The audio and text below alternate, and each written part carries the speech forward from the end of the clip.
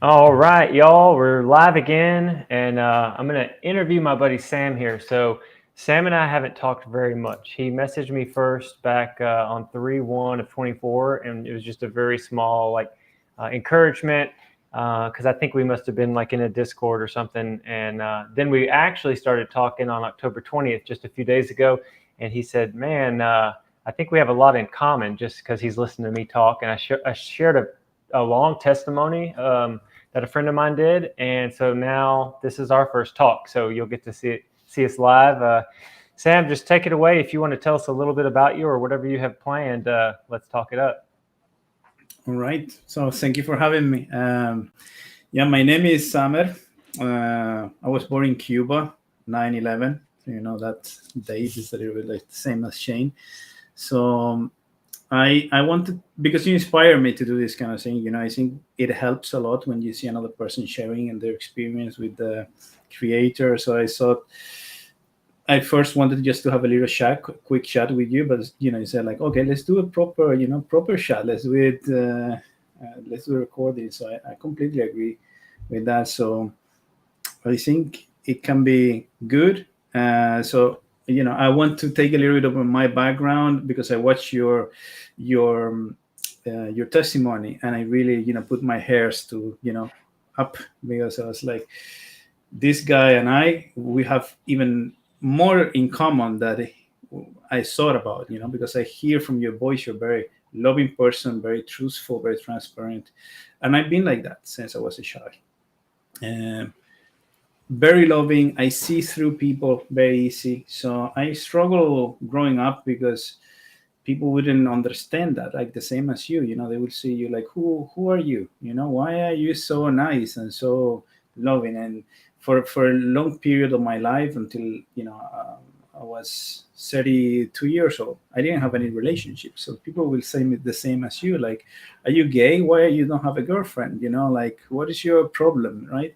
So I keep to myself a lot, and I didn't have a girlfriend, not because I'm from Cuba, so Cuba women are very hot and very warm, so they will throw at you. And I didn't have any relationship with anyone because I never found the right person, right? And you need more. You need a deeper connection, and I always seek that kind of deeper connection, truthful person to connect on an intimate level more than physicality, right? So yeah, and I, like you, I always try to help people, and it was odd because I think what we share is we're very highly empathic, and people will come to us and share the most deepest and darkest stories out of nowhere, and you would be like, why? What did I give you for you to just open up to me? Like, we just met like for 2 minutes, and then this immediate connection comes up when people share to me, because they feel I'm a safe person that they can share. I'm not, I have no face mask or anything like that. And the reality, the world is everyone is wearing a mask. It's like a masquerade party where everyone plays a role. On Facebook or uh, social media and stuff like that. So I maybe I try not to do that, and that's hard to integrate with society when you are like try to be authentic and open. That scares people off because sometimes most people, they don't see themselves, they don't see who they are, they live a life like a zombie, they don't know who they are. And like one of my little gifts have been to see that in people. I see who they really are even if they don't know it, so I always try to bring it up, show them to them what I see, if it's something beautiful, especially, right? The problem is you also see people that are not so beautiful, and you are like, very distant and very, you are full ego, full narcissistic, you have nothing to offer. And it's a weird experience to be highly empathic like us. Mm-hmm. uh, Yeah. yeah, so So, it's a little bit of background. and a tiny bit of response is I think it's awesome so far that we're empaths and we can kind of read people. I mean, we're not psychic or anything. I think that we're so caring by nature, and it's not something that we like strive to be. We were born loving other people or being very inquisitive. And I bet you are like a people watcher. Like when you're out and about, you're just looking at what everybody else is doing, kind of trying to figure out what they do with their life and stuff. So Exactly. That was exactly my next point that I was going to bring up. This, and I always look at people, analyze the conversation, and see the social dynamics, and see like how men act with men or women act with women, like how this is hierarchical system, where people try to put people down and impose their opinions. So a bit understanding this dynamic always make me very, because I am a person who is very, my boundaries of my own self are very strong. So you cannot impose your will on me. You cannot convince me on something. I see very people acting nice. They try to convince people being nice, and I see how they twist and manipulate other people, condition them to with different things. So I'm very much aware of that, and for that reason, I always, since I was very young, I would see how there's conditioning on society, with the news and name every conspiracy theory. I always knew there was something behind it, and people like how they act in 9/11 and this and that, like the pandemic and all these things. I always saw something that was off, right. because I Well, saw the Sam, condition. let me ask you this real quick, because I know you're in Sweden now, and you said you were like Yep. born and raised in Cuba, and of course, like we've touched on the fact that we're both empaths, and obviously we're truthers.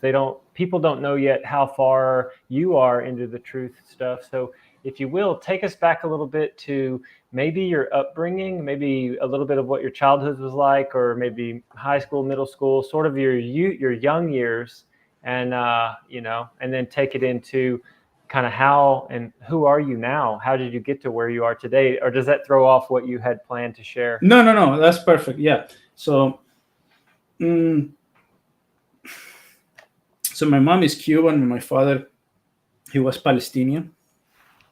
He went to Cuba to study civil engineer. In Cuba, everyone, it's either a doctor or an engineer. You don't have a choice. That's the choices that you have. So when I was 11 years old, we left Cuba. So I grew up there until I was 11 years old. And then I went to live to Egypt with my family, because my dad had, he was an engineer, so he would travel around the world and stuff like that. And from Egypt, we went to Spain. I studied there. And when started studying architecture, it was a little bit to say, like, I'm not going to be a civil engineer like my dad. I'm going to study architecture. But then I left that career. And then in 10 years after I was in Spain, I went to England and I started to study civil engineering for whatever reason. I guess it was in the blood or something. So the head of the faculty there said, no, we offer you architecture if you want to be an architect. I was like, no, I want to study civil engineering. I'm done with the arts, And it's like, okay. So I studied civil engineering there. And yeah, like there was a period. I mean, this is my education. And then I came 10 years ago to Sweden. I started to do a master in like energy efficient buildings. So how we integrate energy with buildings and things like that. And after that, for 6 years, I've been doing a PhD in energy technique, energy engineering, I guess, also like expanding on the master degree stuff. So like analyzing city level energy fluctuations, because all these changes with the green energy sustainability and stuff like that. So that was a little bit my professional study background. Well, What man. else did you ask? So I got a quick question that popped into my mind. How close did you follow Brian Mullen and his Balls Out Physics? Did you watch that series? No. I'll have to. No.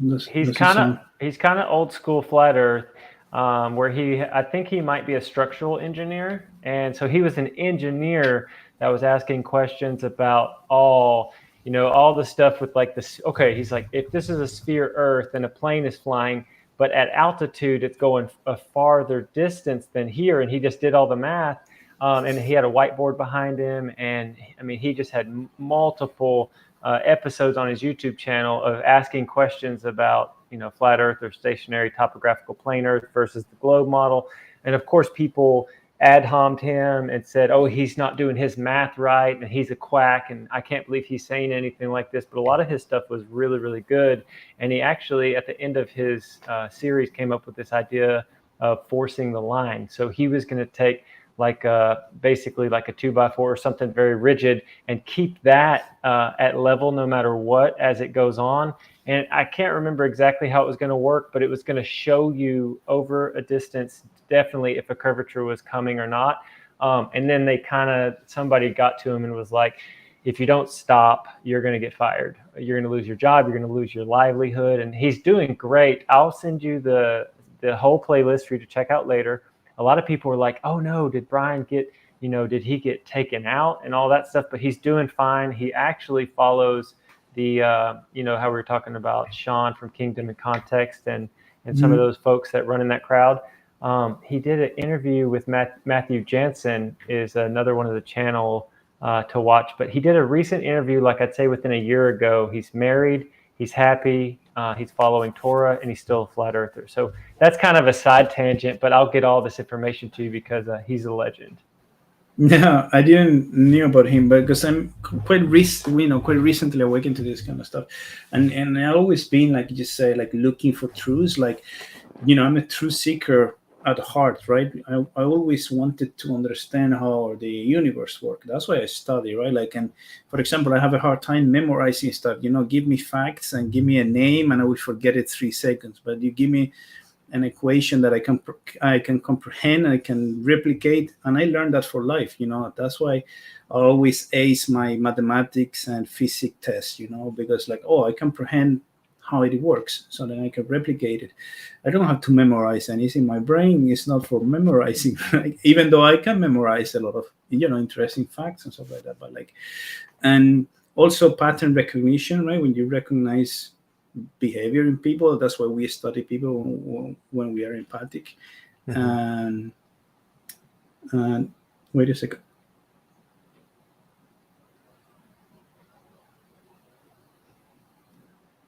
Oh yeah, sounds better. Yeah. So I don't know what I was gonna say. Well, I was just gonna say, so we kind of called a tiny bit of your youth, and you gave me a bit of your education, and it's amazing with the engineering and you studying mathematics and physics and stuff. Would you like to go into when you first heard that the Earth might not be a spinning ball in space and how you reacted to that? Did you want to go into the flat Earth topic? Let's go first to the part, because there was an important part in my life, which let's call it like a fated encounter with my soulmate, let's say. Okay. So for when I came to Sweden, I came to do a job, right? I have a job. So for 2 years I was working, and then I was left out of a job.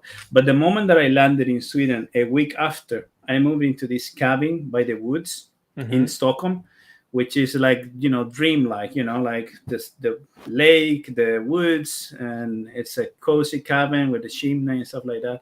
So this woman, she saw an ad on Facebook of me wanting to find a place, and contacted me like a week after I landed in Sweden. So, and I got to a week after I landed, I'm living with her.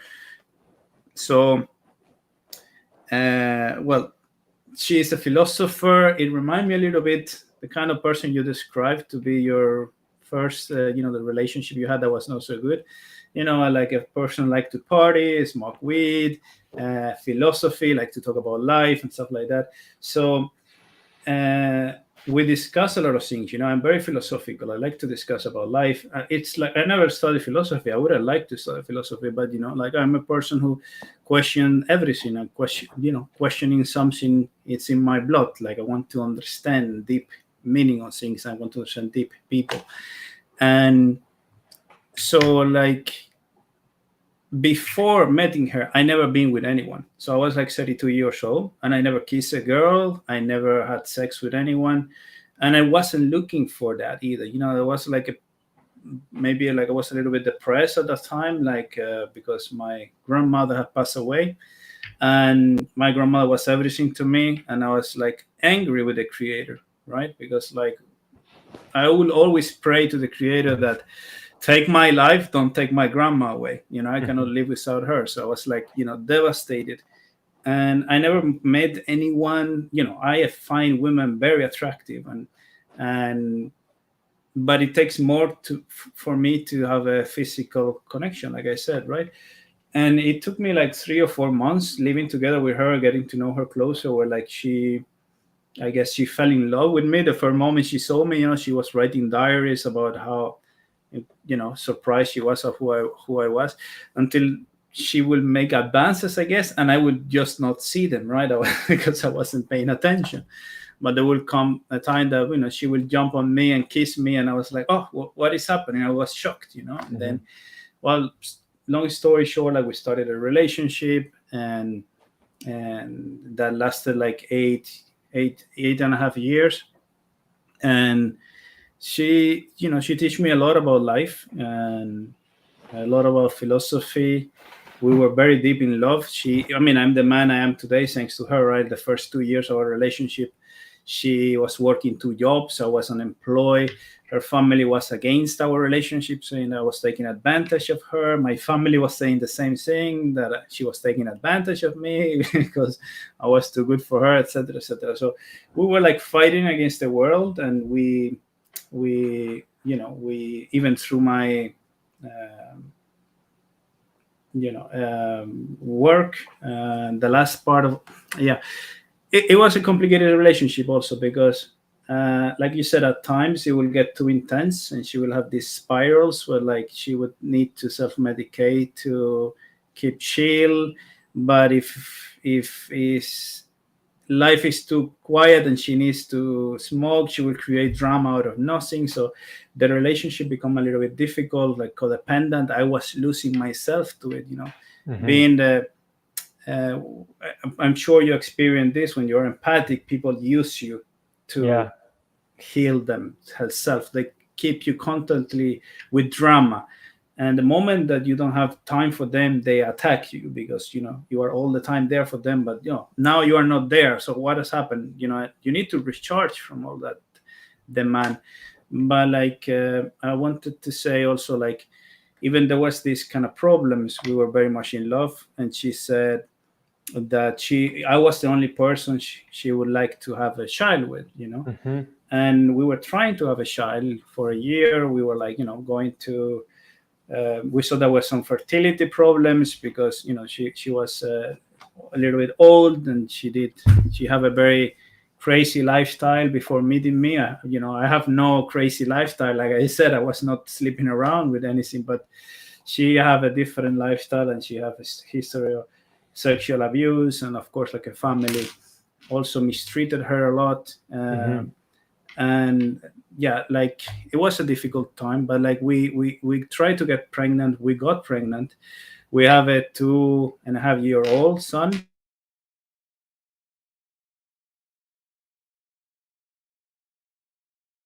strong spirit child. And this come to this part of the story come because, like, a year ago, um, we bought a house together. We bought a new little dog. We have a new child that was 1.5 year old. We are about this beautiful place. There's our own place in the forest. Also, so I kind of had like a perfect life, right? I still have my job at the university. I'm working from home, doing my own research on things. So life looks pretty perfect, I would say. Everything that I wanted to achieve happened. But Mhm. then, I remember at this time, parallel to all of this life drama, I was start to read the Bible. Start to read Revelations, because even I know from the first moment the pandemic stuff was something planned. I Mhm. knew from the start not to get the thingy.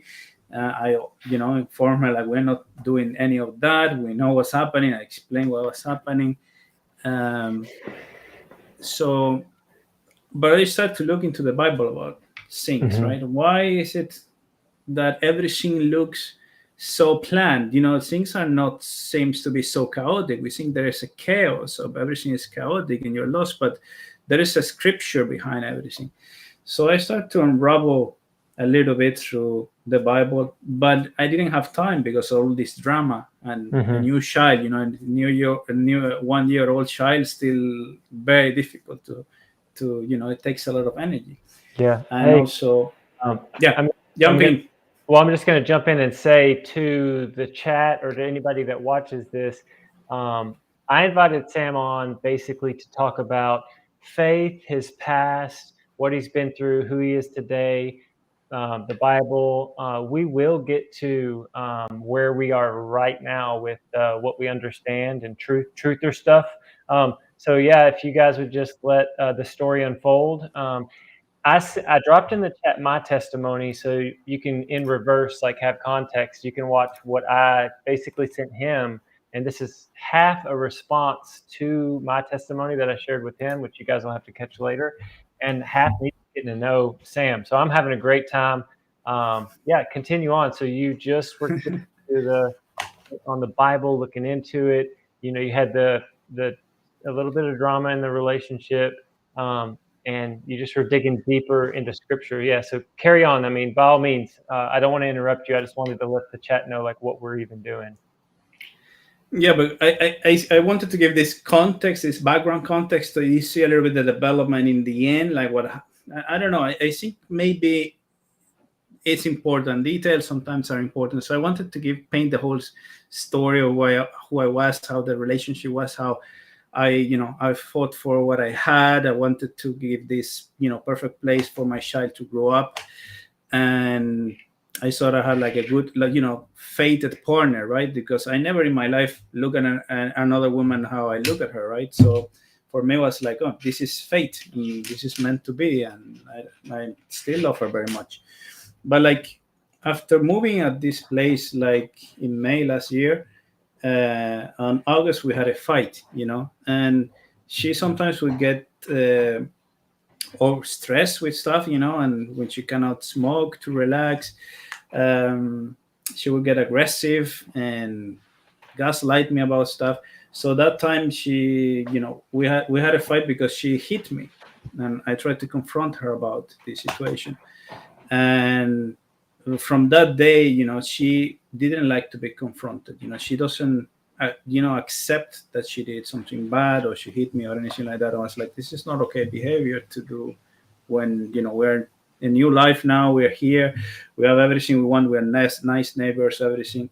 So she couldn't deal with that part, and then she packed her stuff and live with my dog and my son and her stuff, right? So out of nowhere, basically, she went to her mom. So for a month, I'm trying to talk with her to see if she calmed down from this circle, because she usually have these periods where she just snap out, and she cannot find her center to go back to I love you and I care for you, and having cozy times. And what happened, it's this time surprised me, because like after a month me trying to find mediators, trying to find someone to help us, every time I would see her, she would be more aggressive and more angry and more resentful. And the things that she would demand me to work on, to do, they were escalating. Before, the problem was, I was confronting her about this aggression, and she was saying like, no, it's your fault because you don't do the dishes, you don't clean the house. And it's like, what? And after that, she was like, you don't respect my no. And it's like, what does that mean? Like, what are you talking about? And we come to a time when I was like, I would give you the key of the house. You come with my sons, and I will go to a neighbor. A neighbor offer his cabin here. Everyone was very friendly in the neighborhood. So I would live in the cabin. I would go see them, so she would feel, more at home. She didn't have to be at her mom. But the moment she took the key, she left with my son, my dog, and I wasn't able to see my son for like 7 months. So he was 1 year old. Imagine, having all of these routines. I would put him to sleep every night. I would go play with him every morning, go for a long walk with him and our dog. So, I had this perfect life. And then everything was taken away from me. Like, and the key of the house, I couldn't even go back to live in my own house. So I was left homeless for more than a year, and I could not comprehend anything that was happening in my life. Right, like I had this perfect life, and the next day everything is a nightmare. Right, and I couldn't process anything that was happening. Like when your young son is taken away from you and you cannot do anything to see him physically, and you cannot, the love of your life is just acting like you are the worst person ever, Mm-hmm. I couldn't process that. And the situation kept escalating over and over. Like she went to the police and accused me of like sexual abuse Mm-hmm. and aggression or physical violence or something like that. And then she sued me for full custody of her son. And it hit me out of nowhere because it's like the opposite of who I am, right? And how I take care of her. Like it would be like, uh, I understand her story with like sexual abuse, so I'm very careful. And everything I know about sexuality is learned from her, right? Because I never had any other partner. And so during this period, I'm like, okay, I need to get a lawyer. I need, go to the police. I explain the situation. I see what evidence she have to accuse me of those things. I show them the evidence that, imagine that she sent a text taken out of context, and I give it to the police. Here is the second part of the text. And it's like, oh, okay. And they dropped everything out. I was like, she accused me of holding her arms, grabbing her arms. It's like she was hitting me. I have to Mm-hmm. grab her arms. Yes, Yeah. I did. She have a scissor in her hand. So it's like, so it took me a while to understand the kind of abusive relationship I was in. And she was projecting everything onto me, right? Like it was me who was the abuser. And I mean, so during this time, all this drama happening, I am like, I need to get some, I cannot deal with this. This is like nothing for me to do. Like I done everything I can. So I started looking and reading the Bible because I needed, it was not because my life was falling apart. As this is what I want to make clear, because a lot of people saying like, yeah, you went to God because your life fell apart. I was like, I was looking at the Bible before. I know there was something there, some truth that I needed to find out. And I was distracted because I have all of these life issues. Now I have the time. So I start to look at the Bible. I start to contact some people about the Bible to do Bible studies and things like that. And I start to hang out in the Discord chats. I think I will tell you a little bit more about that. But even I go to the doctor. I talk to a friend who is a psychologist, Mm-hmm. and she tells me, I tell her like what I was experiencing. Sometimes I was like, sometimes I feel problem breathing, and I feel like this and like that. And she told me, you need to go to the doctor because you're having panic attacks. Do you know what a panic attack is? And I was like, yeah, that sounds serious. What? I didn't know I was having this stuff because I tend to control myself so much that I could be having a panic attack and you wouldn't see it in my face, right? Like I would have that self-control. Like drugs doesn't work on me either. Like I could smoke marijuana, it doesn't change me anything, or drinking either. So I'm very much inside of my head all the time. I cannot disconnect.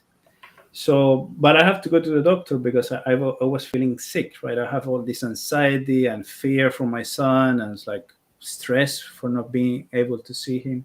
Mm-hmm. And even the doctor asked me, are you a Christian or Catholic? And it's like, I'm studying the Bible right now. Why do you ask me that? That's an odd question to ask, especially in the medicine field, right? So I start to see all of these signs about the Bible, and people to study the Bible, and yeah, like it was speaking to me, right? Because when you seek something, you get put in front of you a lot of things. A lot of, you would call it coincidence, but I don't see them as a coincidence, right? When we talk to each other, it may look like a coincidence, but you could have been a random person, right? But no, it's you, and we talk at that specific time and place. So it's not really a coincidence. I believe it's part of the plan. So Yeah, I start, like a divine appointment or set up. yeah, Yeah, carry on. and that happened to me a lot in life, right? And I like my physical, materialistic, scientific mind said, "Oh, it can be a coincidence." Yeah, it can be a coincidence, but my spiritual part said, like, God has always been guiding me, and pointing me to the right direction. So, and this time, I didn't blame him for all of this that was happening to me. My life was taken, my beautiful life and son was taken away from me. I didn't blame God for it, like I did when he took my grandmother, right? I was like, I lower myself down, humble myself to try to see what is the plan here. What do I need to learn? And I always, if I would pray for guidance and understanding, and to not be deceived by everything in the world. And he would, yeah, reply back to me. And yeah, this was the difficult part for me of the story, right? The beginning to search for the truth about God. And maybe I would add here that the really proof. I mean, I start to hang out with you guys in the chat. I always listen to the conversation. I see who is truthful, who speak the truth, and who, because I don't. We often think there is two sides, the Globers with the flat earthers, and their fight. And I see deceptive people and non-deceptive people. And Right. there's a lot of flat earthers that are very deceptive. They just want to be part of the group, and they just attack the other person. And they just find reassurance in group. Well, it doesn't matter what group it is. If the society tomorrow is going to be concave, they're going to be concave, because Right. they just want to belong to the group that is winning and attack the other group. Yeah. And Well, someone Sam, who let me yeah ask you this. I'm curious, what was the yeah first, like, was Discord the first place you found? But then I also want to know, how did you even decide to start listening to flat earth people, like people debating the shape of the earth? Like, what was the first? Because we got through the relationship and yeah the drama and the turmoil. And then I think, you found the Bible found you got hungry for truth. And I think as you were investigating scriptures and there were these divine appointments set up by God for you to connect with the Creator, I kind of am wanting to know, well, when did you start looking into the truth of the world and medicine or whatever else you want to share to get us to the point of how you even found Discord and stuff like that? true. I guess, let's put it like that. Like in the medicine world and the wars and geopolitics, I was very well versed, right? I could see things very easy. But it came to me like when I was trying to tell my brother, who's a nurse, about medical concerns that I had. He was very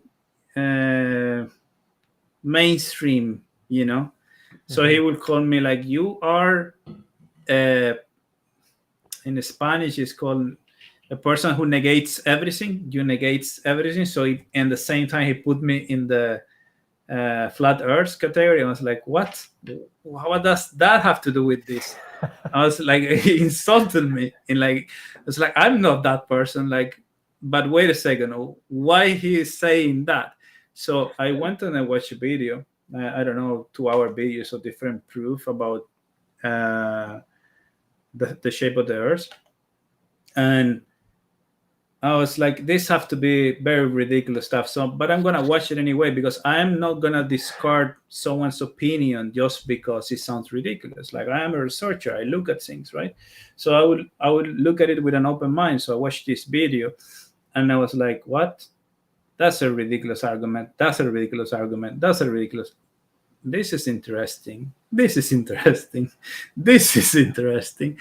And then I tried to, the more you look into it, with an open mind, you get to certain people. And then I saw some debates online. I think I saw Witsit logically destroy many people. And I was like, who is this young guy who, it's like he used logic in a world where everything and everyone is emotions and what they believe, and this guy is coming with like facts and arguments logically.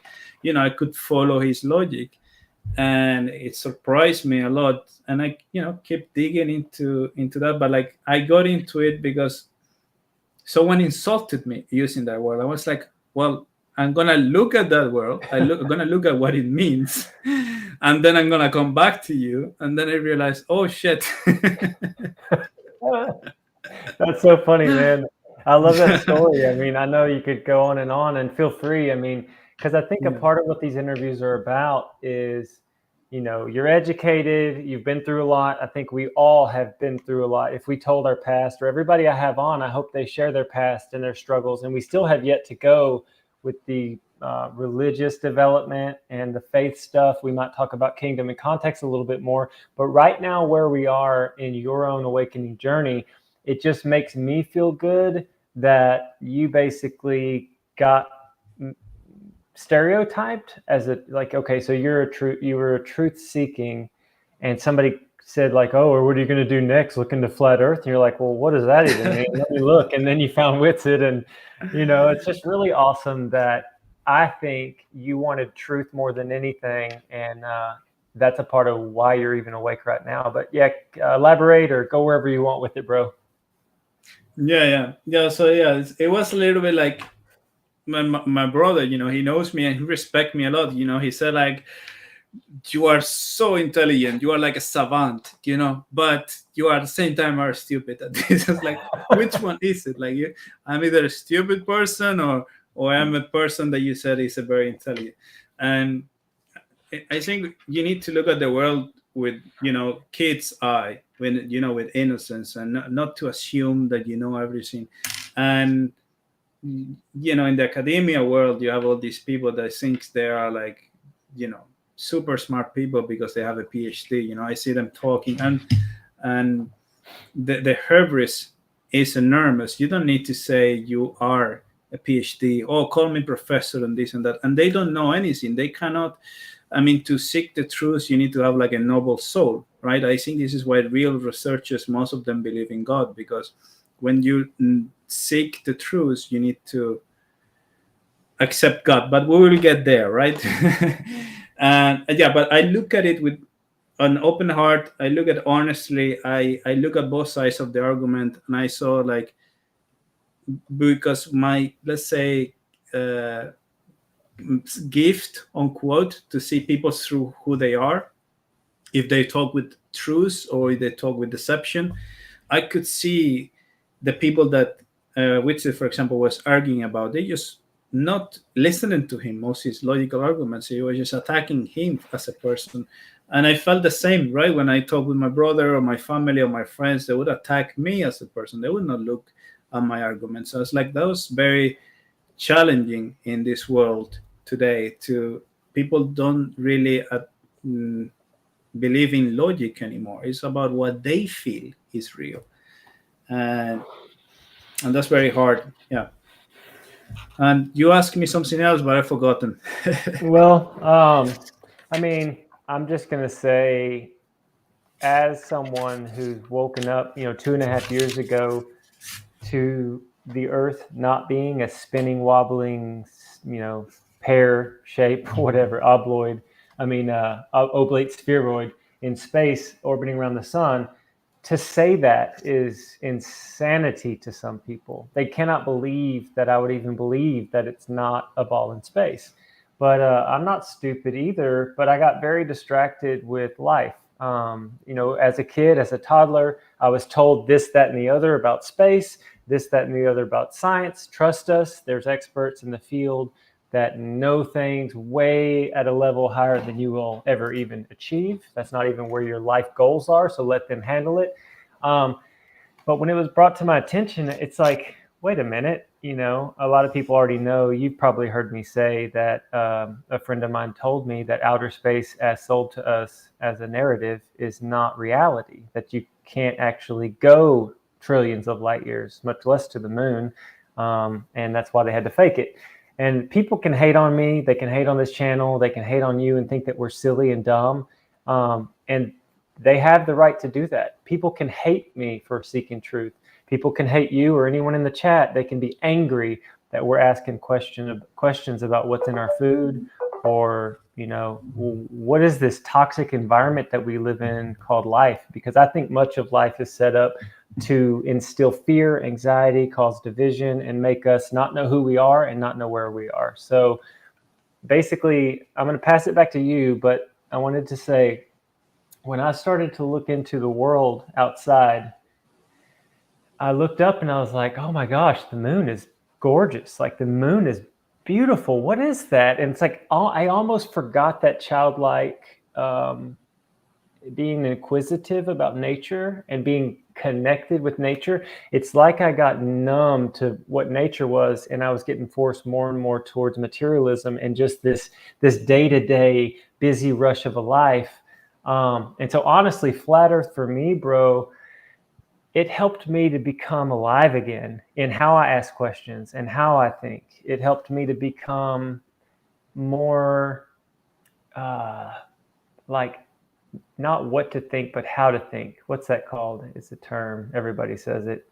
Critical. It helped me to Critical become thinking, more yeah. of a critical thinker. And then another thing that's kind of weird is perspective. And this might sound crazy, but I'm in the car all the time, and I'm like driving along like this, and I'll just kind of go like this. And my wife knows what I'm doing. I'm looking at where are the clouds, and if the clouds are flat on the bottom, and then they stair step down into the distance, she knows what's coming next. I'm going to be like, hey, babe, you see that? Those clouds are parallel to the ground. They're the same height all the way, but they appear to me and they appear to you like they're going down in the distance. But all that is just optics. That's all perspective. Because if we drove 20 miles down the way, the clouds aren't lower, they're the same. And that's what the sun does. And I explain like how things operate and how things work. And I think that's fun. I think it's exciting. Now, I said I'd pass you the mic. So this is what I was really trying to do. This is what I was Yeah, I will do that.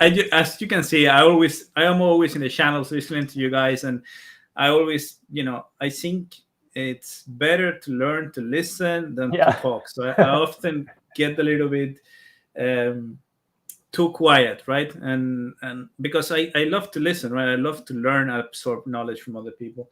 Right. And you took everything you were saying, I 100% agree with, like, all about the critical thinking, about like how we are like this materialistic, or we are taught to be materialistic.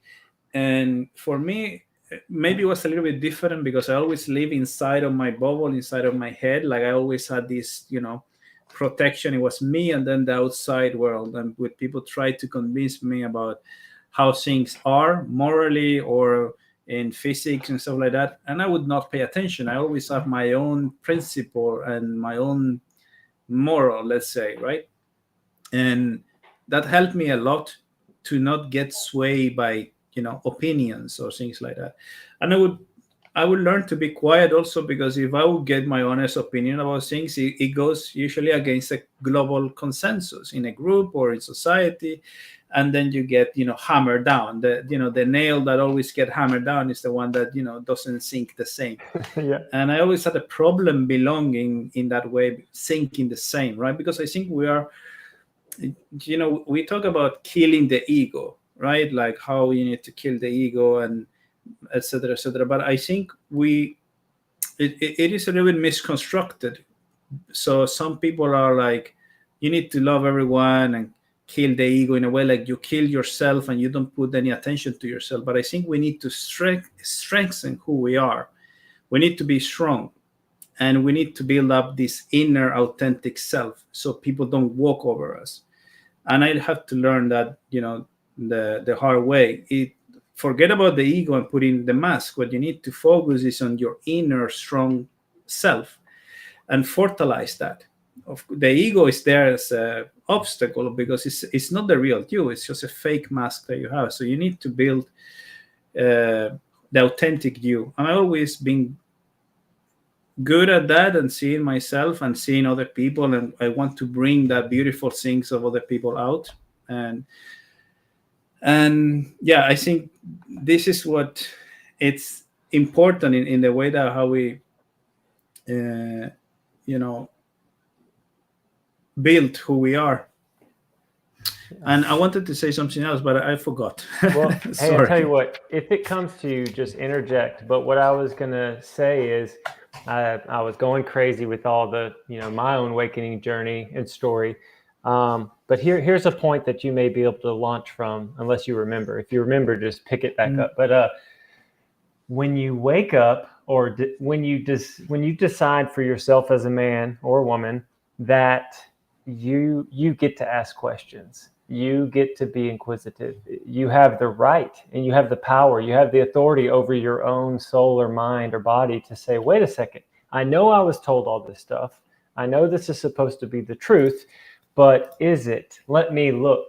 Like the world says, don't do that, you're an idiot. And if you say, no, I'm gonna do that, what I would say to everybody in the chat or anybody that watches this video later is that is extreme bravery. And that takes a level of honesty and integrity.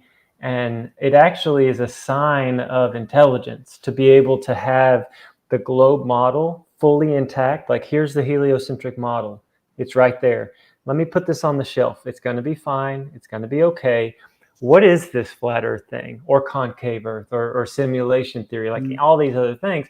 You have to be able to weigh them out and look. And, like Dave Weiss says, which basket does it go in? Does it go in globe only, or could it work on a flat earth and a sphere earth? And how does that work? Optics and stuff. But the part you might be able to launch from is this.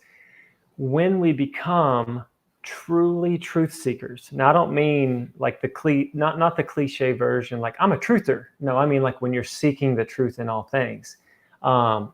We are follower of the way, right? Well, it's in the Bible, or the followers of the way.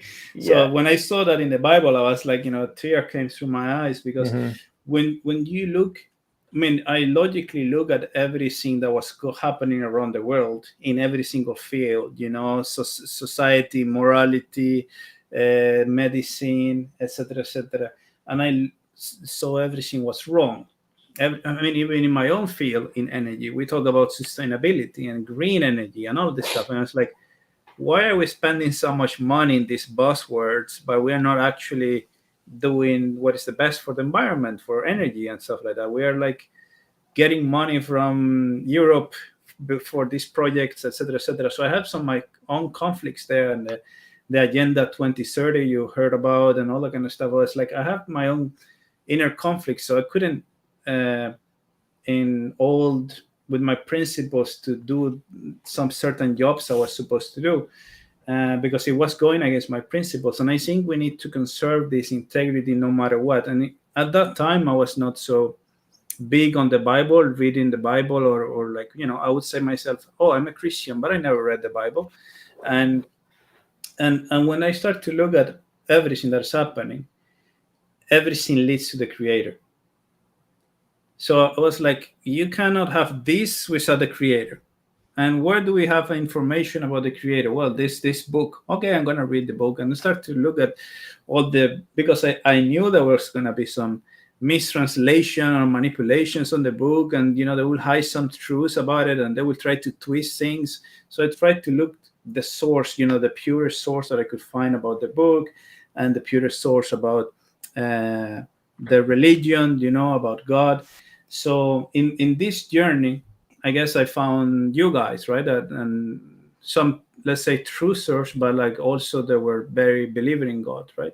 And when I saw like Witz's testimony, I was like, wow, that was impressive. It could have been a coincidence. He opened the book and he saw this, and he just did that, just praying to God. And I was like, I always have a problem with praying, because I don't like to bother people. I don't like to call people. I wouldn't like to ask God, like, give me this or give me that, or help me here or help me that. I saw like everything that we deal with in life, this obstacle is something we're supposed to learn. I mean, that's my spirit, like learn from everything, overcome difficulties and things like that.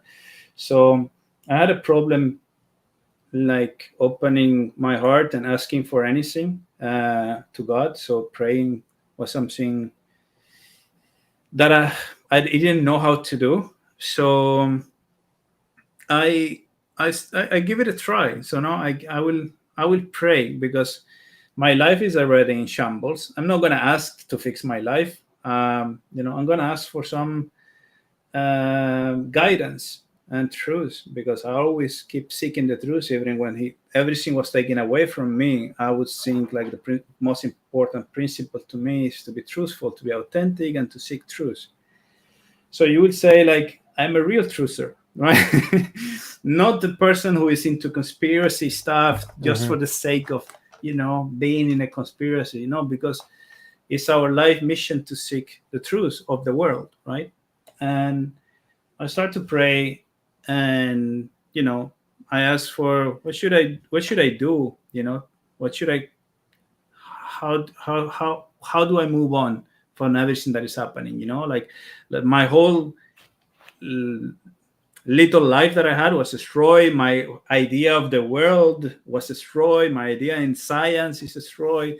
Everything, everything is in shambles. And I'm a little bit in Sweden alone. I don't have many friends or family here, so I'm completely alone, isolated. And I'm used to being alone, but at this time, when the whole reality crashes down, it's hard for you to find the truth, right? You need to have a very strong strength, inner strength and integrity to do that. And at the same time, I'm having all this anxiety, and my ex is accusing me of these horrible things. I don't know what to do. So when I pray and I ask for uh, guidance and help, to keep me righteous, I always ask for that. Like, I don't want to lose my integrity. I want to be a righteous man. Like little things start to happen in my life, like I met random people, Mm-hmm. and in this court in life, like I said, uh, a neighbor who do study bibles with me, or a doctor that talks about the bible with me. I met a guy on this court that tells me about the experience with God. I saw the video from Witsit or your video. All of these things have to happen. I was like, this is too coincidental to not have a plan. Like I wasn't looking at the Bible like 6 months ago, and now everywhere I turn is something about the Bible or God or the world. And it's not like I was seeking it; it was like it was there in front of me. Mm-hmm. So I start to trust more in my intuition, and to look at the signs that life was giving me. And I start to give a prayer a chance, right? And I wanted to read you, because um, the most shocking part for me, it was like I was in the bus, and I was like, I don't want any, I don't want to go to church to pray. I don't need people to look at me while I'm praying. I can pray at home. Or like I was in the bus listening to an audiobook. I wanted to get all of these um,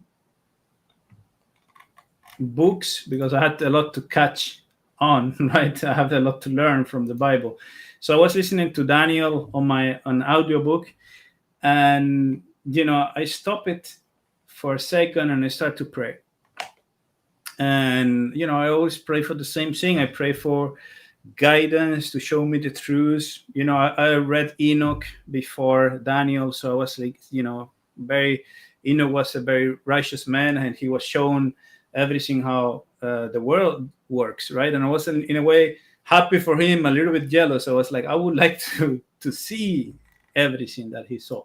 And yeah, I start to pray, and I finish my prayer, and then I put the audiobook back, and I listened to these exact words from the book, right? It was Daniel 9:22, and he said, and he informed me and walked with me and said, "O Daniel, I now come forth to give you thy skill and understanding.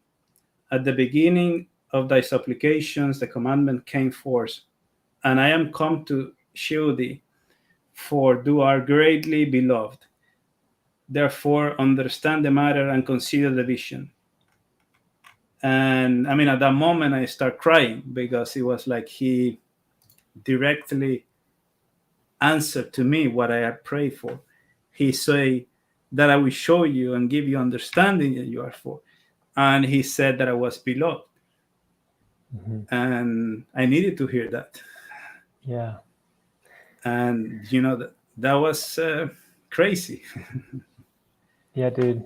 That's powerful. And if you're talking about one of the most important things that anyone can understand is that they're fearfully and wonderfully made, that they, regardless of if the parents planned on having them, or some people hear that the mom like wanted a abortion or didn't want the kid, regardless of any of those backstories, if you're here, you're loved by the Creator, and He will guide you through any pain, through any situation. And I really appreciate you sharing that part in that verse, because once all of us realize that, this is our life and there are blessings out there, there are blessings in our life, there are things to be grateful for, even in the face of adversity. I mean, honestly, we know that it's getting worse and there's sin everywhere and there's darkness everywhere and it's kind of crazy.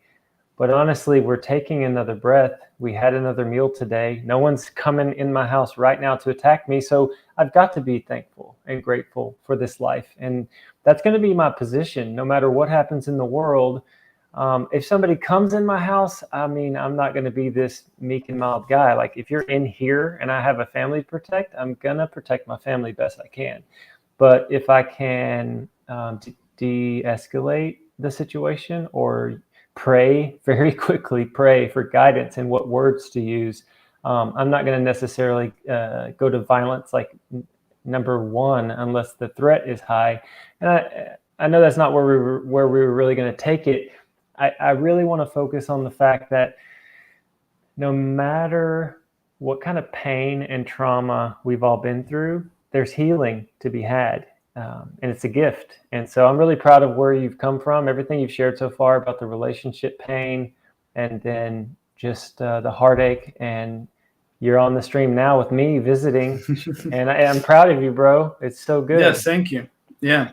And like from that moment on, like, the anxiety, the panic attacks, everything was disappeared. There was no need for me to take any antidepressants or anything like that. Like, I understood the most important thing that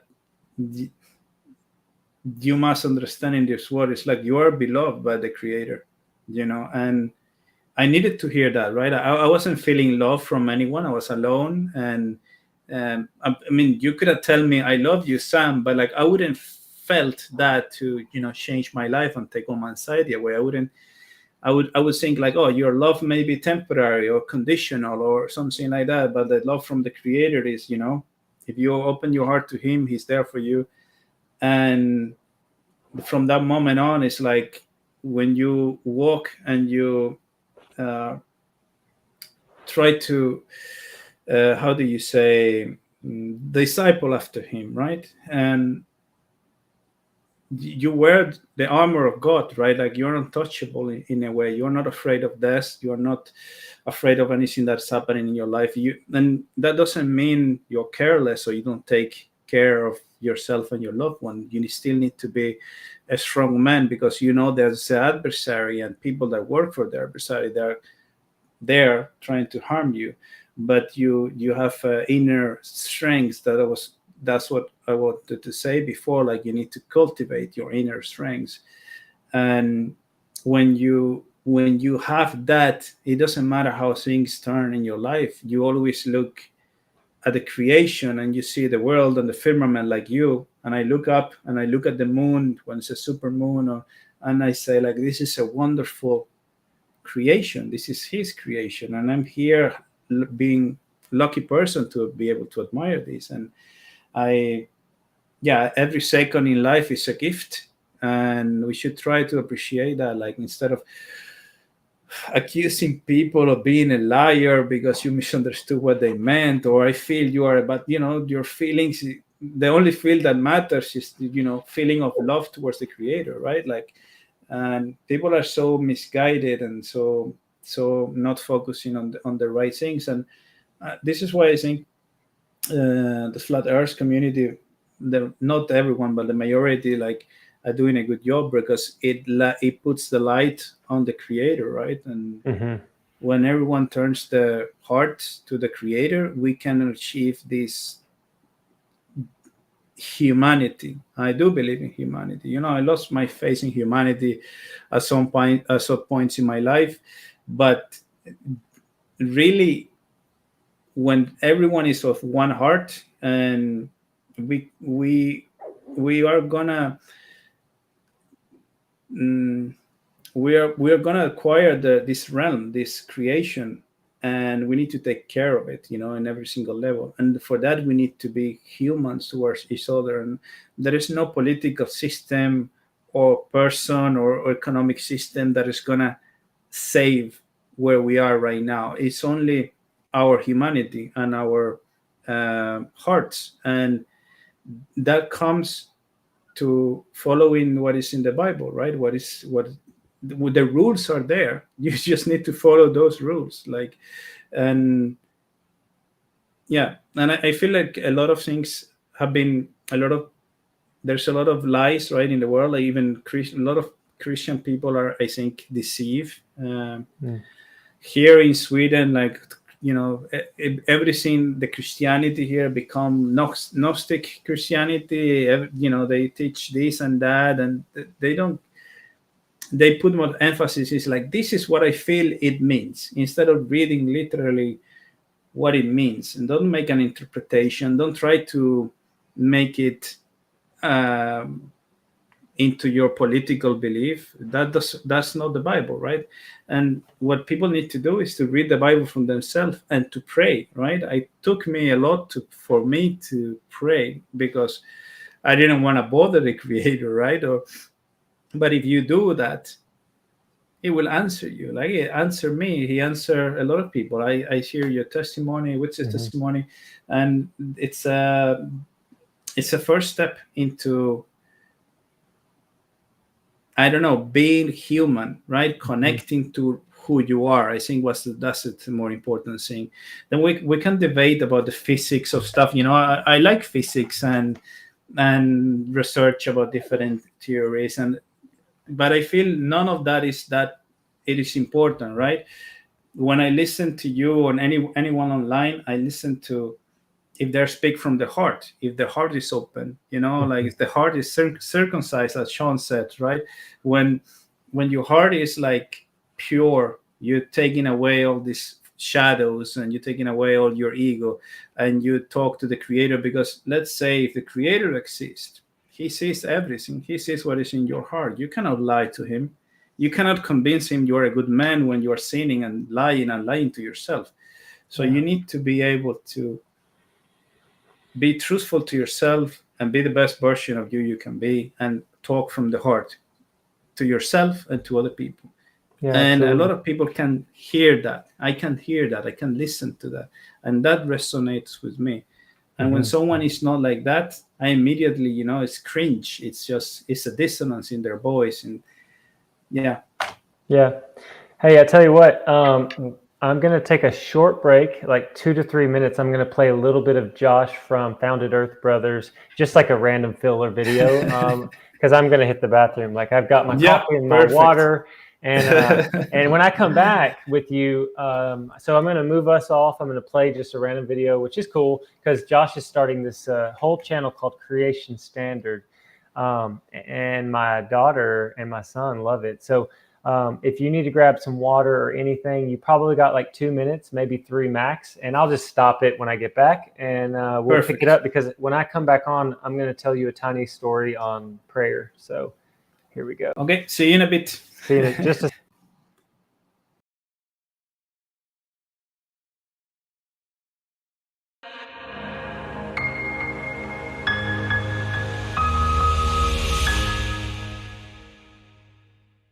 Hello and welcome to the Creation Standard. I want to break down what the Creation Standard is and how it got started, so you all will know where we're coming from and what our goals are with this program, because we hope it will reach many people out there. Those of you who are trying to bring your children up the right way, we are blessed to have you, because from what I've seen over the last 15 years as an educator, is that there are some heartbreaking situations where our children go to these places really, not always really eager to learn, but they go there with innocence, and they go there with a common understanding of who the Father is, but then they see misleading evidence that convinces them that the creation story in the Bible is false, that nothing is their creator, that we all have a common ancestor with everything all the way back to the first amoeba that just spawned into existence. And so they force this onto the teachers through their misleading standards. And I personally, as a science teacher, was blessed to find ways to create lessons that would guide children to examine the evidence for what it is and see the fraud of evolution. And it was hard to do. You had to be crafty, but I was blessed to do that and watch the children come alive with excitement when they see how irreducibly complex they are, how wonderfully made life really is. And so doing this was a blessing.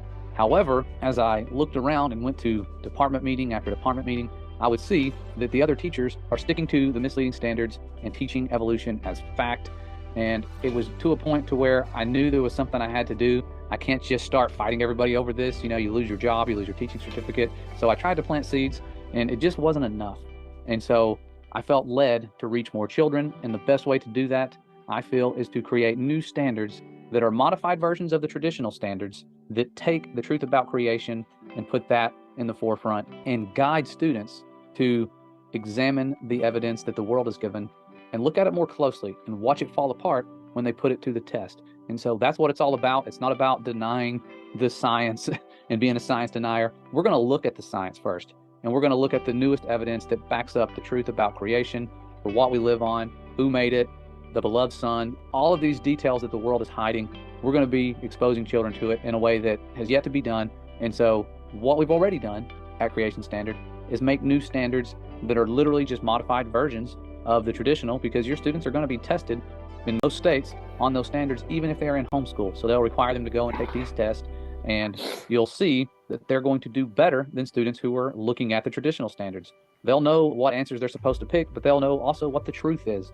Okay, so that's how I've done that with my students. When I teach them about evolution, I tell them that when you get to those big tests and you see the word common ancestor, that's the one they want you to choose. It doesn't mean it's right. And so Creation Standard has brand new standards. They're still in a rough draft phase. I'm modifying them. I'm trying to create them in a way that helps you guys look at them to create your lessons. But what my ultimate goal is with this program is to have more than just standards. I want to compile every resource out there, every science experiment, anything that proves creation, put it all in one spot. And my goal is to be available full-time next school year to do this as an educator, so that I could go live and interact with students, have people come on, researchers from around the world come on and show you the evidence that they're seeing. All right. So I like following Josh, and just an update. He's an 8th grade science teacher, and I don't know if you knew that. And he, I think, is able to leave the mainstream school to do this Creation Standard if he has enough people that want to go through his program. And anyway, thanks for letting me share that. You can check more out at Creation Standard YouTube channel. I don't hear you. Oh, I don't know why. You don't hear me? Uh-oh. I don't know why. Chat, can you hear me? And can you hear Sam? That's weird. Here, I'll ask the chat just a second.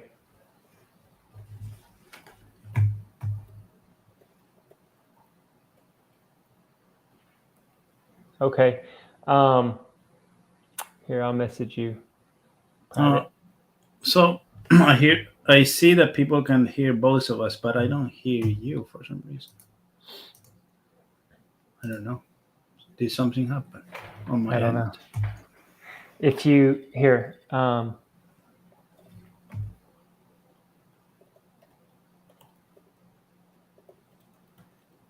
should I reconnect? Mm-hmm. Boston? Yeah, I reconnect. All right. So I sent him a private message to say try to reconnect, because sometimes his headphones mess up. But man, this is great. I'm enjoying the interviews. I saw Mikey wants to chat. Mikey, I'd love to have you on. Anybody Let me bring him back on and see if his audio is working. But anybody that wants to chat, for me, it just comes down to finding time, because obviously family's first, and just like the well-being of me and my family, that trumps seeking the truth and sharing the truth, just because. And then man, I'm super excited about talking to different people, getting their insights, their wisdom. I mean, even if we differ, even if we have way different opinions on if there's a creator or not, or who that creator might be, we can talk about that. So here, how about now, brother? You hear me? Because I hear you. Hey. I hear you.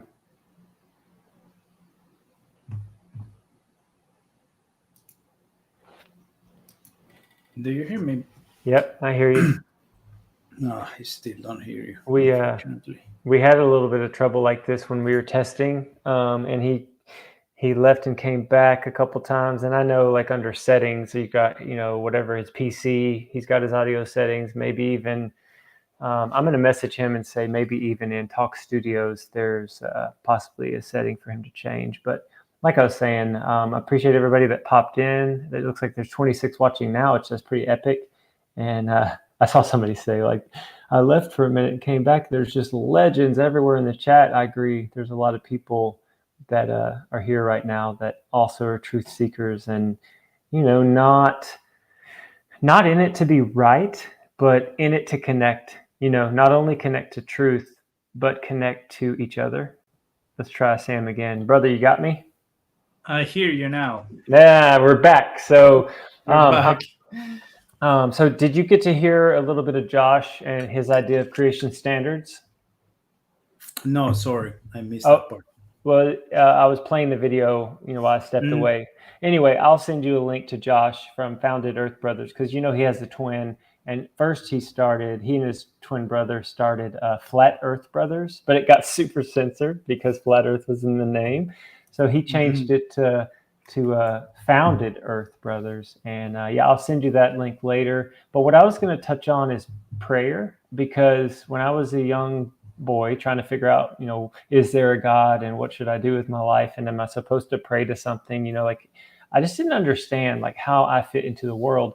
But I did believe in a creator, and I saw in the Bible where it said to pray ceaselessly, like pray without stop. And I told my grandma, I was like, I don't think that's possible. I pray for like 15 seconds to 30 seconds, and I'm already just like done. I don't know what to say.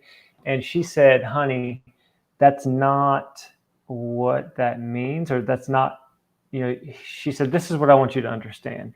She says, you pray all the time when you see a beautiful sunset and it like takes your breath away and you think it's amazing and gorgeous, or when you're eating a meal and you're just enjoying the flavor. In a way, your brain might not be like actively praying to God, but you're enjoying the moment. And I think that he understands like our intentions and our heart.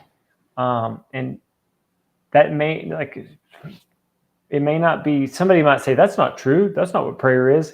But I think that God listens to our heart and our intentions more than he does the words that we can make up in our head, if you know what I'm saying. So I pray every day with my kids. Every night before bed, we all pray together. We all take turns. And I pray before meals. And it's not the English words that are coming out of my mouth. It's the heart behind it, the thanksgiving for the food or the appreciation for the family that I think God hears. So that's my take on it. I 100% agree. And I think what is important is when you pray, right, you open your heart, right? Because you hear, you understand that he sees everything. He sees deep in you, like your darkness, your shadows, your intention, everything behind those words. You don't need to pretend with the creator, right? He sees everything. And I think when the grandma say, or like the Bible say, like, don't stop praying, you need to be like that all the time, speak the truth, all the time seek the truth, all the time open your heart. And it's very hard, right? Because being vulnerable is very hard, and especially when people see who we are, right? And we're empathic, we say the truth, and they immediately want to trying to make profits, take advantage of us in one way or another. And it takes a lot of strength to be able to exist in this world doing that, But I think when we do that, we build ourselves to be stronger, and we disciple after Christ, and He did that. He died for our sins. Let's say our sins of being jealous, for being if you read the Bible, also one of these verses that talks about how the world is today, it's usury, there is sexual immorality, deprivation, lies, all of this stuff. That's the world that we live today. It takes a lot of strength to withstand that and still be a righteous man, right? If everyone's stealing, why should not you go and steal also? If everyone is taking advantage of the fellow co-workers to raise in ranks, why shouldn't you do that? Because people have lost the idea of like moral integrity, and they lost the idea. They have been corrupted by relativism. Everything is relative. There's no up is down, down is up, man is woman, woman is man. And there's no moral good or bad. It's how you feel about it. What is good for you is maybe bad for the other person. And people are completely shaken because they don't know what's real anymore. They don't think there is an objective truth in the world. And I think this is what it helps when you look at the world with your own eyes and you understand that it's a creation and there is a creator. And you can take that to the most factual thing, the most real thing that exists, and build your strengths around that, build your moral integrity around that, build your own authentic self around that. Sam, I have a question for you, because in my own journey of awakening and getting on Discord and X, on Flat Earth Fridays, and now Clubhouse and Telegram, these are multiple platforms where you can engage with other people, either with text or with voice. The Flat Earth journey, 2.5 years into it, and I'm not a debater like Whitsitt. Like, I can't even do like near what Shane and Alan and Toby and Man of Stone and Piezo, all these legends that can just chop it up. You could probably handle the sciences a tiny bit more than me. And it's not that I don't get it. It's not that I don't understand it. I'm just not ready for all the ad homs and the machine gun firing that the anti-flat earthers are going to bring, because I'm just not in it to fight. Like, I'm in it to bring people together. That's why I'm doing these interviews. Like, I want to talk to real people. But my main point that I'm getting to is this. In the 2.5 years, I've learned to have more patience. I've learned to, let's just, for example, say somebody else popped in randomly and they're like, I think you guys are wrong. We were seeded here by aliens. Back before I even learned about flat Earth, immediately I would judge that person as being off their rocker, going to, sadly, I'd be like, well, if you don't know Jesus, you're going to hell. Like, I would make these judgments over where they were in their life immediately. I was judgmental quickly. And I don't want to say the church made me that way, but the world made me that way. And now I'm much more tolerant for where somebody might be in the very moment that we're in, because I don't know where they're going to be in 6 months. I don't know where they're going to be in, 7 years. So why would I judge them extremely harshly right now if they're a little bit confused about reality? Like, if they're not hurting me or my kids, and if they're not causing harm to everyone around them, if they just hold the belief that, aliens seeded us here, their life's not over yet. They still have a chance to choose the path that the Messiah is on and has for him. If that's even the absolute way. Like, for me and for you, we believe in the Heavenly Father that's above us, that uses, the earth, his creation, as a footstool, and he looks down on us like we're grasshoppers, and his son Yeshua is the Savior of the world. He's the Redeemer. He is the one that makes us right before the Father so we can bridge back to the Father. Now, the point I'm making, I know I say that a lot, but if that story's not right, if the Holy Bible's not right, and when we die, it's like, whoa, where's Jesus? They're like, well, it's a different story, actually. I'm the creator, and this is, I wouldn't be freaked out, and I'm not scared of that. Now, I tell people that, and I openly say it on streams, that what I've done is I've chosen to follow the way, the truth, and the life. And I think that Yeshua is real. Some people say Jesus. Sometimes I say Yeshua. I think he's real. I surrendered to him 15 years ago. Since I surrendered and my path went from like my way, and I surrendered to him and it veered off and I stayed on the path he had for me, all the fruits of the Spirit have grown. So peace, patience, kindness, goodness, and self-control, those all started to grow evenly in my life. Anxiety, fear, judgmental, nature, just all the kind of dark forces of the world kind of lost their grip on me. So for me, I'm just being honest when I say there's no way that Jesus isn't real. And there's no way that he's there's no option but to follow him for me. Now, if somebody else doesn't want to follow him, I'm not upset with you. Just don't be mad that I follow him. It's my choice. I have a right to choose.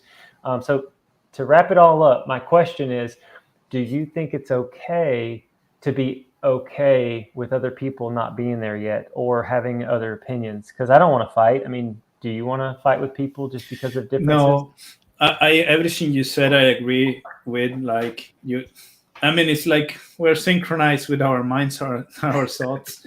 I would love. I mean, when I listen to you, I say like, well, you have 100% more patience that I would have, like, because I'm so sensible to lies and at homes and personal attacks and all that stuff, and I hear in the voice, it's like I know a person more than they know themselves, and I know this is a little bit, hubris to say something like that, but like I've been programmed to feel that, feelings, and I know when people are deceptive, and I know when they are like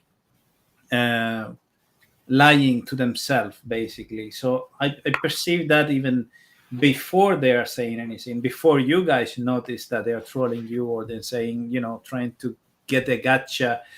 And I during this journey, I also learned what you have talking about, right? Because my ex, I still love her very much, right? Like she was the love of my life, and I haven't been with any other woman after with our separation. So, but what she have done, she have bear false witness against me and lie over and over, and like how I learned to be able to be patient and forgiving, because I do wish for her to find Jesus and find God and find redemption. And I don't want to judge her and say like, you're gonna go to hell, because I love her.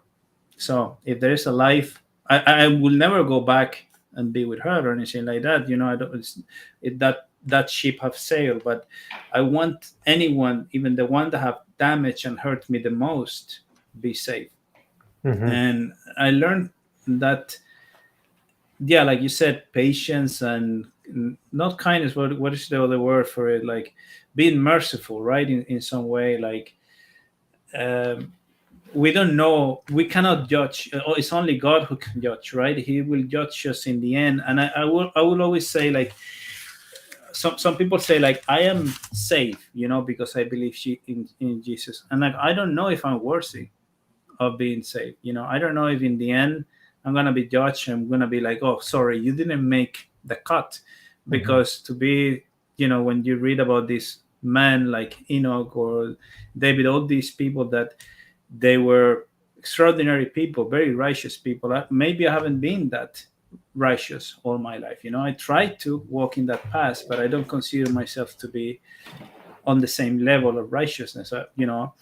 And it's a hard path to walk to disciple after Christ. And I am not a fighter either. I don't, I'm telling you my story. I hope maybe it helps some people in this journey, but I'm not trying to convert people anymore. Like, believe in Jesus or you're going to go to hell or anything like that. Like, I don't think people can be convinced or force a doctrine. You need to seek. God is there if you seek him. I cannot force you to seek God. No one can force you to seek God. Not a priest can force you to seek God. Only you can seek God. And maybe I did it because my whole world was crumbling, or maybe I already was on my path of seeking God, right? Because I was already seeking the truths of the world, and I was reading the Bible even when my life was perfect, right? But everything happened, and despite everything that happened, I still went and seek God, Yeah. And yeah, like the other thing I want to say, like tolerance, right? I don't think I'm a very tolerant person, um, or without judgment, because when you see someone who is deceitful, for whatever reason, you hear in the voice that they're deceiving. Like there's people that work for the enemy for whatever it is, the narcissistic behavior, Hey, Sam. or yeah, Let me pause you so I don't forget my thought. It was very yeah, poignant, and we're going to pick should, it back up on you going yeah, into the deceitful people. yeah, Jumping back a split second, I yeah. wanted to tell you something, and this is me sharing from my heart what I believe to be true. Is it true? I mean, I don't know. Just take it for what you will. My belief is that you and I, as a man, we have no ability to bring glory to the Creator of our own. Like, just even on our best day, it's not going to really cut it. A lot of people do a lot of judgment on, are you a good person? Are you a bad person? And then they say, well, I'm not a murderer and I'm not a rapist, so obviously I'm a good person. And they just like really, it's a scales and balances kind of system, a self-evaluation, if you will, a comparison model. What I want to say is, I think when a man or a woman gets out of their way, and out of the Holy Spirit's way, because ultimately the Creator has many wonderful things for us. Now, there will be trials and tribulations of some different sorts to refine us and shape us and sharpen us, etc. But have you heard of the word propitiation? I heard about it, but it refreshed my memory. Yeah. So I believe in propitiation, and that's where Jesus takes on our sin, past, present, and future, and he imparts onto us his righteousness. So we're not righteous in our own, no matter how good we are. That doesn't even get us into heaven whatsoever. It doesn't even count. What counts is, do we know the Heavenly Father's Son, Yeshua? Do we know him in an intimate level? Do we trust him? Do we let him lead? Do we let him show us how to interact with other people? Or do we let the Spirit of God help us in being patient with people who it's hard to be patient with? So really, if you think about it, and I want everyone to think about this if you're willing, we're not that far from being a toddler. Like, toddlers throw fits when they don't get their way, and we're maybe 20, 30, 40, 50, or maybe somebody is 70 in the chat, but we're still children of God. And I think the most important thing is daily asking the Creator to help you, to guide you, to show you the way. And then us, like what we call us, or our spirit, our mind, you kind of put that in the back burner. Say, okay, I don't want that to be first. I want the Spirit of God to go before me. I want the Spirit of God to be in me, guide me, and show me which way to go. When a person does that, if they do that their whole life, trusting in the Messiah, I think that salvation is granted to that person, the person that's real, honest, genuine, truthful, open, transparent to the Messiah, that they want to know him. They want to love him. They want to bring him glory. They're going to try their best not to be a good person, but to stay out of his way and let him lead. Because then when you mess up, like if you are judgmental, or you have like for men, you have a moment where you're like, whoa, where'd that come from? A lustful thought or something. It's not a habitual sin where you're like watching porn every day as a Christian, because I don't think that flies. I don't think that's good. But if you're a human and you make a mistake, or if you're human and you sin, that is what I think is washed away. So I know I kind of went long on that. I just really, the main point there is that it's not our doing that saves us. The only thing we can do is get out of the way. It's his doing, because salvation is a free gift, but so is the ability to bring him glory. He empowers that ability to bring him. For him to get glory, he's also like the source. Anyway, it's a little bit. No, I love to listen to you, so you don't need to feel like it's I know it's my interview, but like I feel like, oh, please talk more. No, it's good. So if you have a if you love have a response to that whole thing, go for it. But if not, transition into when you see a deceiver or all the deception. It's up to you. Go Yeah. ahead. No, like I have a lot to learn, right? Like I have a lot to learn from the Bible. Like I'm very new at this, right? But I never, never read the Bible. Or maybe if I read it when I was a child, it was not on this level on the understanding, right? So that's why I have all these audiobooks, listening to different books and things like that.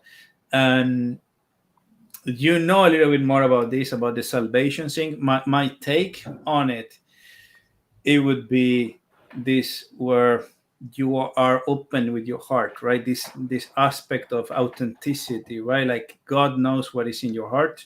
You cannot deceive yourself, or you cannot deceive him. So he knows if you have a lustful thought, or you have a judgment thought, or you have an anger thought, or all of that. You need not to suppress it or ignore it or say you didn't have it, but to integrate it within you, and try to be understanding of yourself, understanding what is right and objective, and open your heart to God, right? And ask for forgiveness and act in the objective good way that you can, and be authentic. And I think there's an objective good and bad, right? Good and evil that exists in the world, we know. And like you said, we are like children, and some children are, I mean, you understand the story of Gnosticism and Babylon. It's the children that blame God for they were felt like, they are not free. They wanted to do whatever they want to do, and they were angry at God. And I myself, like I said in that little part of the story, when he took my grandmother away, I was angry at him. So I understand that feeling of Gnostic behavior, when like clearly you can get angry at God because you don't agree with his rules. But when you understand that these rules exist for a reason, there is an objective good and an objective evil, and you need to choose to do good if you want good consequences, right? Because he's letting you be free to do bad if you want to do bad. He's not making a choice for you. You need to choose to open your heart, be authentic, and do good. And when you do that, you are walking in his steps, and then he will guide you, and he will answer your prayers, and he will protect you. And maybe you will, I don't know if I would, but I know a lot of good people would inherit the new world whenever that comes. And what I wanted to say is, like, we don't know what's going to happen. We don't know how God really is, or if his name is Yahweh, Yeshua, or anything like that. We cannot know for sure. But what I know in my heart is, like, there's an objective good, and there is a creator, and there is a son of the creator. And if I act with an open and honest heart, it doesn't matter what the name is. It doesn't matter who else tried to obfuscate details of his name or anything like that, because what I'm praying to, what I am submitting to, is to the good in the world, right? The good of the creator and the creation. And I think that's what's most important. And that's what's going to help us to stay away from the deceptions and the little trickeries that is in the world today, about changing a world, or changing a meaning, or changing the shape of the earth, or changing whatever it is, right? So yeah, that's what I wanted to say in regards to that. And then the other part about the deceptions, right? It's like acknowledging, a lot of people have a problem acknowledging there is deception in the world, and there is evil people in the world, and there is a lot of evil people in control doing depraved things, and a lot of those depraved things have been coming up to light, and everyone is looking at them and seeing at them. But still people have a problem accepting that evil exists. And I find it like shocking, right? Because evil have existed all our life, and it's like we have a blind in our eyes that we don't want to look at it. Especially Christian people, there's like, yeah, I believe in everything the Bible said, but there's no Satan, there's no devils, there's no evil. Everything is good if you are a good person or have a good heart. And they're ignoring the other part, the other part of the world that we're looking at it, like we are in deep trouble at the moment, right? And maybe things are going to get worse. And I think it's important to acknowledge that the bad in the world and the evil people in the world, and not to be afraid to maybe be judgmental. And I mean it in a way where you need to have discernment. You need to be able to see if someone is acting and being deceitful, right? You need to not open, you're not going to open the door of your house to someone who is stealing other houses, and you see how he lies and how he kills people. You're not going to be like, oh, I don't want to judge you for what you have done in the past. You still need to be, consequent with what you see. So in that sense, I think you need to be a little bit, because we have been programmed to be docile. We've been programmed to be tolerant to a point where make us weak, open-hearted, and like Jesus, hit me on the other cheek and stuff like that. But also talks about God. God is a God of vengeance, right? Psalm 94. When I read that passage, it was like, God is a God of vengeance. Also, it's not a weak God. He punish the unrighteous when he has to. So we need to learn to be strong and stand on ourselves and disciple after Christ. Try to be righteous, because he doesn't want stupid, weak men discipling after him. And I think, unfortunately, the world today, they have inverted masculinity, they have inverted femininity, and we have a lot of very weak men that they are supposed to be, the leaders and protectors of the world, and they have destroyed that because it's clearly part of the plan of the deception, right? Sorry, it took a little bit a long rant there. No, you're good. I want to try to pull something else up on screen that really, I read it the other day and it really, really impacted me. So bear with me, because let me see, gosh. I'm not as fast as some of the other people that stream on like pulling up, share screen window. This might work. Let me just do this. Can you see that? Not yet. Okay, let me go over here to Chrome, and okay, here we go. So this is Luke 8, and I really like the parable of the lamp, especially the last part. So I'm going to read it real quick. No one lights a lamp and then covers it with a bowl or hides it under a bed. A lamp is placed on a stand where its light can be seen by all who enter the house. For all that is secret will eventually be brought into the open, and everything that is concealed will be brought to light and made known to all. So pay attention to how you hear. To those who listen to my teachings, more understanding will be given, but for those who are not listening, even what they think they understand will be taken away from them. And I read that and I was just like, wow. I mean, if you're hungry for truth, you're going to get more. If you want understanding and wisdom, not so that you can be haughty and dominate somebody else, but if you want it because it's good, he'll give it. If you're prideful, egotistical, and you just think you're right, the knowledge you even think you have is going to be taken from you.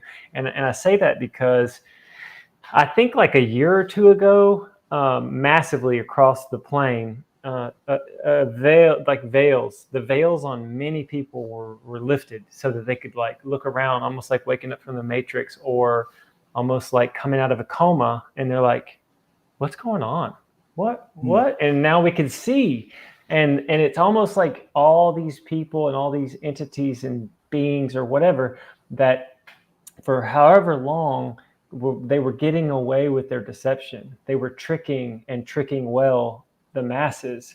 Now it's coming into light, and I think their time is almost up. Like, I'm not saying, oh, it's definitely the end of the world, but I am saying it definitely could be. And so I really, really enjoyed chatting with you today. Feel free to go back and forth a little bit more on anything that you didn't get to say.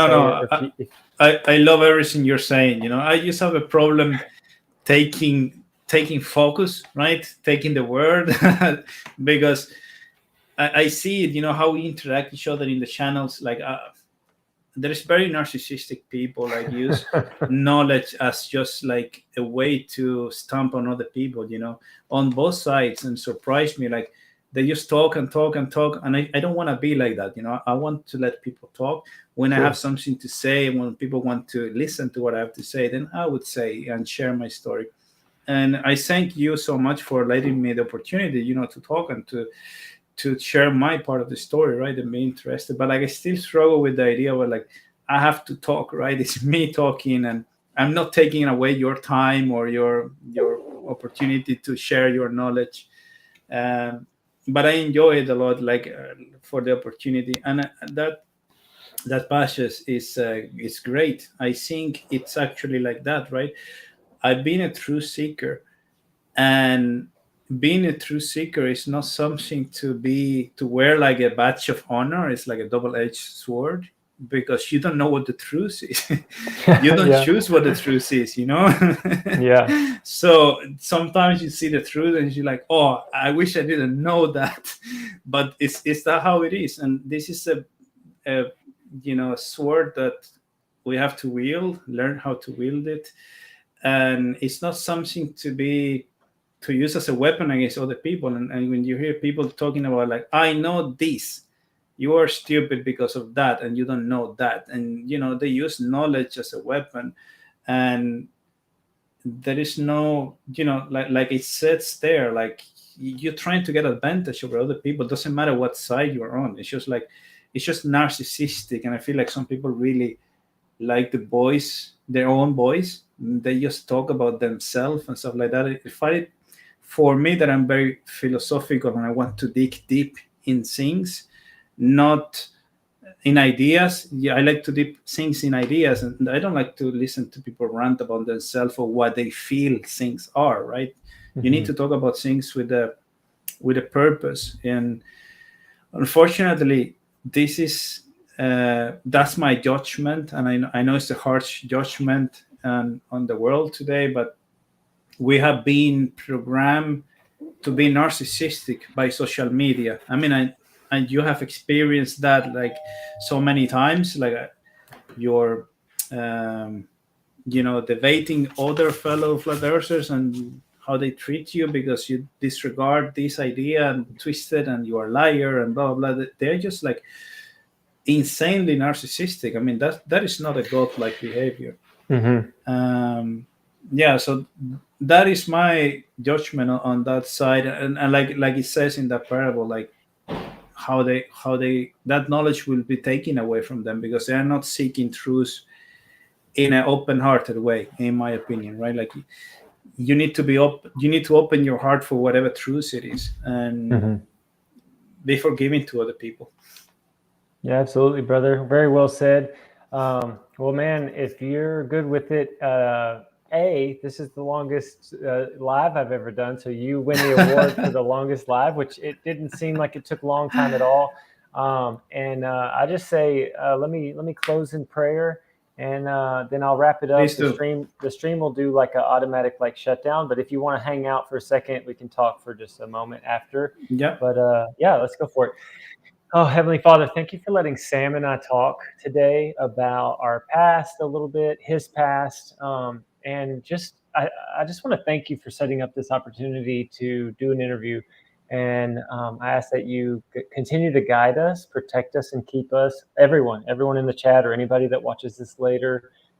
It's only by being guided by you that we're going to navigate the times ahead.